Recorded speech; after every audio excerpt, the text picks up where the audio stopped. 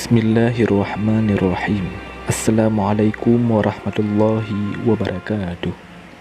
Syukur Alhamdulillah kita bisa berjumpa lagi di channel ini. Salawat dan salam selalu dan tetap tercurahkan kepada junjungan kita Nabi besar Muhammad sallallahu alaihi wasallam.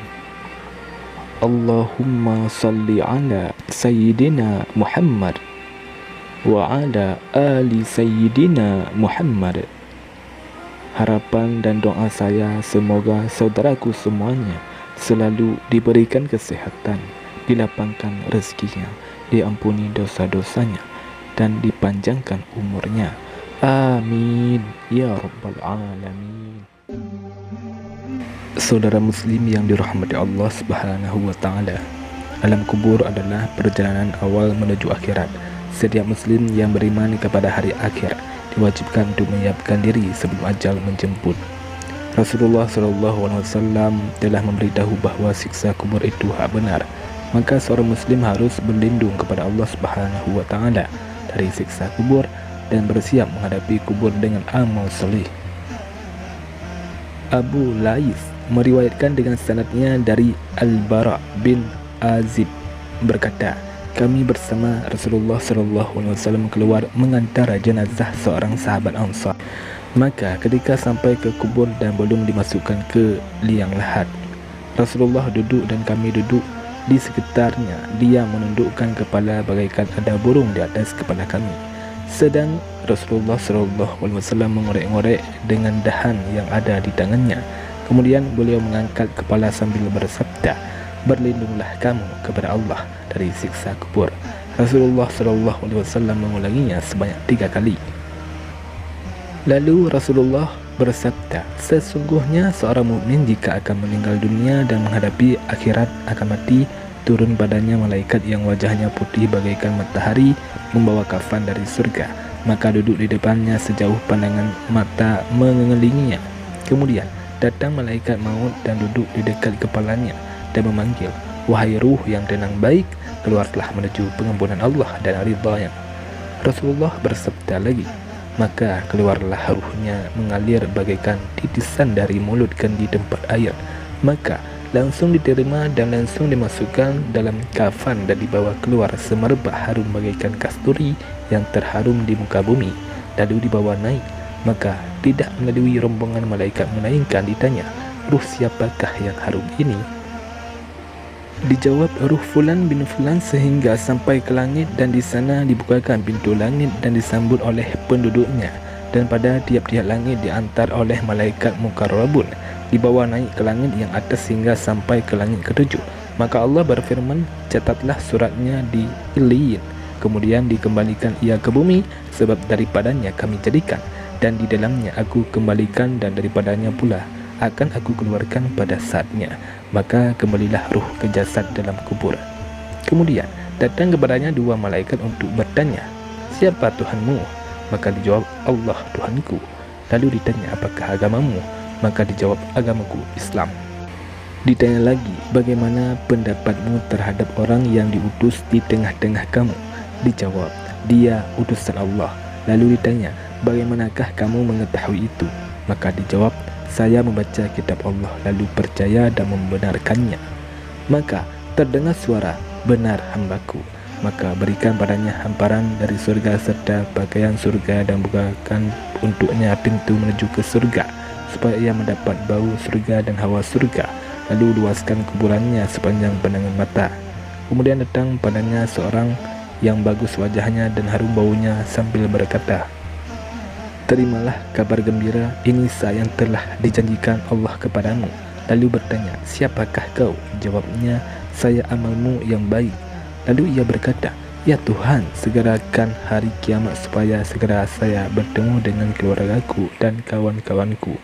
Kemudian Rasulullah SAW bersabda, adapun hamba yang kafir jika akan meninggal dunia akan menghadapi akhirat, maka turun kepadanya malaikat dari langit yang hitam, mukanya dengan pakaian hitam, lalu duduk di mukanya sepanjang pandangan mata. Kemudian datang malaikat maut dan duduk di samping kepalanya lalu berkata, hei ruh yang jahat, keluarlah menuju murka Allah. Maka tersebar di semua anggota badannya, maka dicabut ruhnya bagaikan mencabut besi dari bulu yang basah. Maka terputus semua urat dan ototnya, lalu diterima, akan dimasukkan dalam kain hitam dan dibawa dengan bau yang sangat busuk bagaikan bangkai, dan dibawa naik. Maka tidak melalui malaikat, melainkan ditanya, ruh siapakah yang jahat dan busuk itu? Dijawab, ruh Fulan bin Fulan, dengan sebutan yang amat jelek sehingga sampai di langit dunia.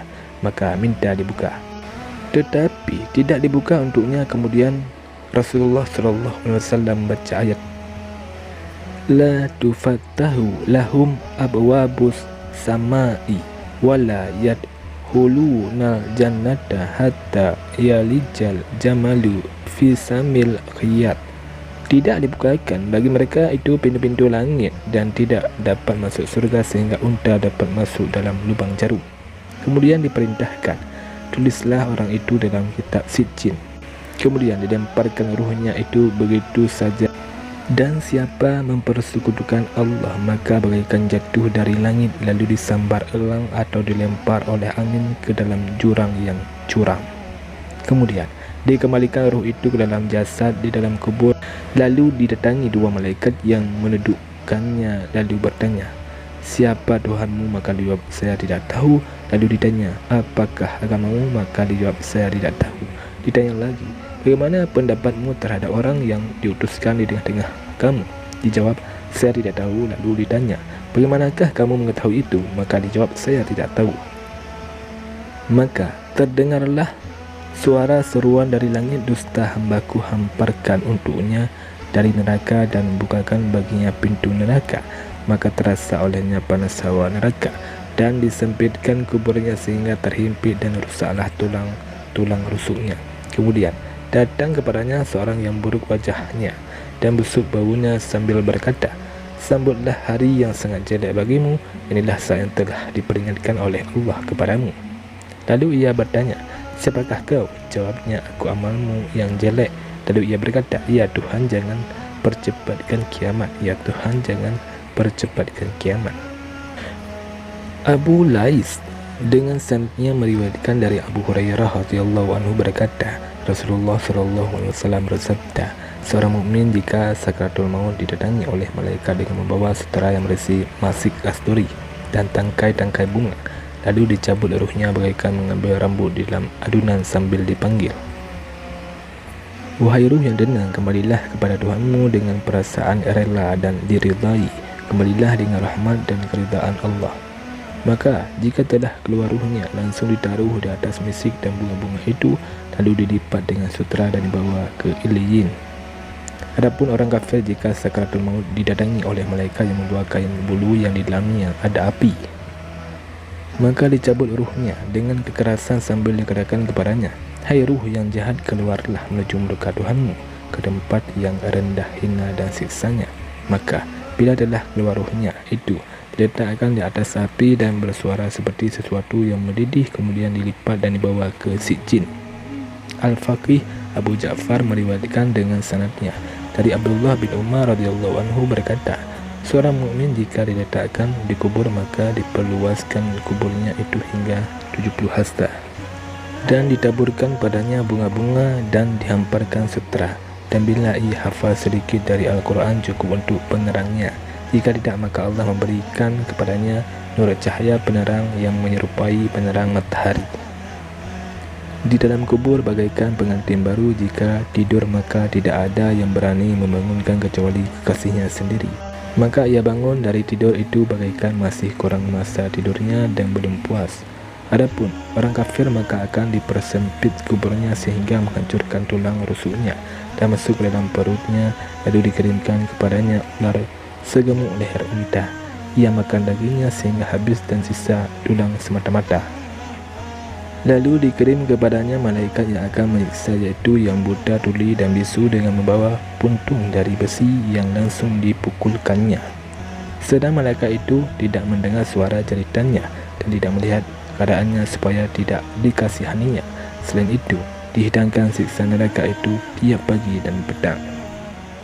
Saudara muslim yang dirahmati Allah Subhanahu wa taala, Abu Lais berkata, siapa yang ingin selamat dari siksa kubur, maka harus melaksanakan 4 dan meninggalkan 4 perkara ini, yaitu yang pertama menjaga sholat 5 waktu, yang kedua banyak bersedekah, yang ketiga banyak membaca Al-Quran, yang keempat memperbanyak zikir, membaca subhanallah walhamdulillah wala ilaha illallah wallahu akbar wala haula wala quwwata illa billah. Semua yang 4 ini dapat menerangi kubur dan meluaskannya. Adapun 4 yang harus ditinggalkan, yang pertama dusta, yang kedua khianat, yang ketiga adu domba, yang keempat menjaga kencing. Sebab Nabi Muhammad SAW pernah bersabda, bersih-bersihlah kamu daripada kencing, sebab umumnya siksa kubur itu karena kencing, yakni hendaklah dicuci kemaluan sebersih-bersihnya. Rasulullah SAW juga bersabda, sesungguhnya Allah tidak suka padamu hal main-main dalam salat dan lahgu, tidak hirau dalam bacaan Quran, dan berkata kaji waktu puasa, dan tertawa di dalam kubur.